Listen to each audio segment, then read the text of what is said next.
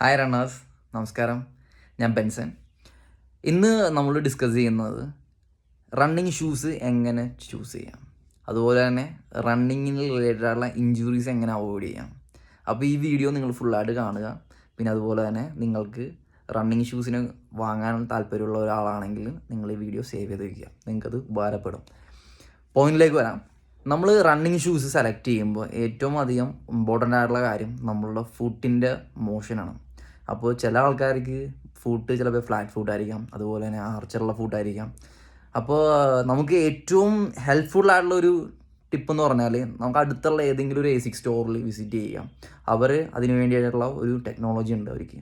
അതിൻ്റെ പേരാണ് foot analysis. അപ്പോൾ ഈ ഫുട്ട് അനാലിസിസ് ചെയ്യുമ്പോൾ നമ്മൾക്ക് കുറച്ചൊരു ഐഡിയ കിട്ടും നമ്മളുടെ ഫുട്ടിൻ്റെ മോഷൻ എങ്ങോട്ടാണെന്നുള്ളത്. അപ്പോൾ ഐഡിയയിൽ നമുക്ക് ഓവർ പ്രൊണേഷൻ വരുന്നുണ്ട്, അണ്ടർ പ്രൊണേഷൻ വരുന്നുണ്ട്, പിന്നെ അതുപോലെ ന്യൂട്രൽ. അപ്പോൾ ഈ ഓവർ പ്രൊണേഷൻ എന്ന് പറയുമ്പോൾ കാല് അകത്തേക്കായിരിക്കും ലാൻഡ് ചെയ്യുന്നത്. അപ്പോൾ ഈ ലാൻഡ് ചെയ്യുന്നതും പിന്നെ അതുപോലെ തന്നെ ഹീൽ സ്ട്രൈക്ക് ചെയ്യുന്നതും. അപ്പോൾ ഈ ഹീൽ സ്ട്രൈക്ക് ചെയ്യുന്നത് അകത്തേക്ക് വരുമ്പോഴാണ് ഈ ഓവർ പ്രൊണേഷൻ വരുന്നത്.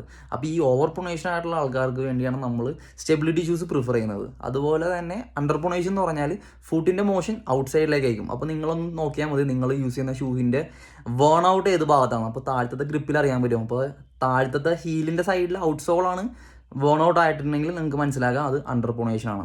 അല്ലാത്ത വശം നിങ്ങളുടെ ഷൂവിൻ്റെ അകത്തത്തെ പോർഷനാണ് വേൺ ഔട്ട് ആയിട്ടിരിക്കുന്നുണ്ടെങ്കിൽ നിങ്ങൾക്ക് മനസ്സിലാക്കാം അത് ഓവർ പ്രൊണേഷൻ ആണെന്ന്. അല്ലെങ്കിലും നിങ്ങൾ ഓടുന്ന ഷൂവിൻ്റെ മിഡിൽ നോക്കുക. മിഡിൽ നോക്കുമ്പോൾ അവിടെ അറിയാൻ പറ്റും ഇപ്പോൾ നിങ്ങളുടെ ഒരു മിഡ് ഫുട്ട് റണ്ണറാണ്. അതുപോലെ തന്നെ നിങ്ങൾക്ക് ഇപ്പോൾ ഫുട്ട് അനാലിസ് ചെയ്യാൻ പറ്റുന്നില്ലെങ്കിൽ നിങ്ങൾ നിങ്ങളുടെ ഷൂവിൻ്റെ കാര്യം നോക്കിയാൽ മതി, അത് ഏറ്റവും ബെറ്ററാണത്. ഈ ഒരു വീഡിയോ നിങ്ങൾക്ക് ഹെൽപ്ഫുൾ ആയിരിക്കുമെന്ന് ഞാൻ പ്രതീക്ഷിക്കുന്നു.